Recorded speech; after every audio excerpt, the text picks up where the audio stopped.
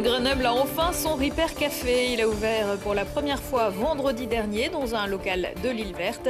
12 bénévoles ont accueilli les nombreuses personnes venues avec leur appareil endommagé.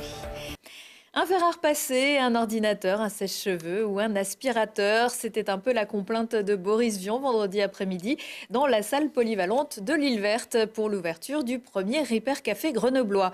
Les 12 bénévoles n'étaient pas de trop dans cet atelier de réparation dont le mot d'ordre pourrait être « pourvu que ça dure », Alina Badreddine. Un fer à repasser plus vraiment au top, une étagère pas très en forme, le Ripper Café prend en charge tous les objets cassés sans discrimination. Chez Vinciane, c'est le grippin qui fait la tête. Il marche pas assez longtemps, il grille pas le pain en fait. Mais pas de panique, ici les bénévoles se mettent au défi de redonner vie à ces petits joujoux pour éviter qu'ils finissent à la déchetterie. Je pense que tout le monde devrait faire ça plutôt que de jeter. C'est la facilité de mettre à la déchetterie ou à la poubelle plutôt que de venir essayer de le faire réparer. Voilà. Et ça évite de racheter des choses nouvelles aussi.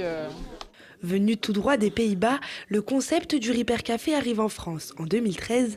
Désormais, on en compte une centaine sur la métropole, dont 15 sur le territoire isérois. C'est un peu une lutte contre l'obsolescence programmée.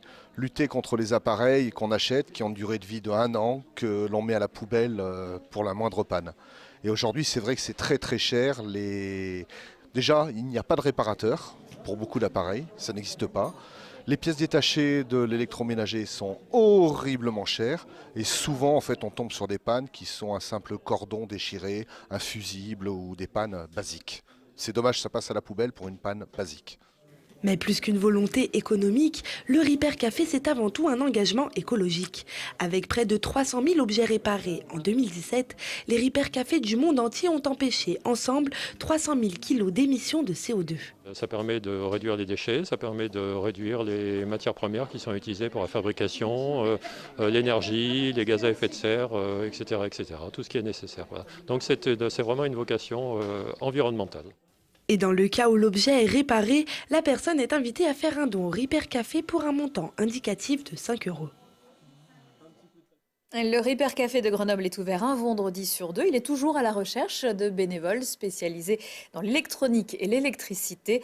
En attendant la prochaine séance, le Ripper Café de Cessiné-Parisé vous ouvre, lui, ses portes mercredi à 14h30 à l'Arche.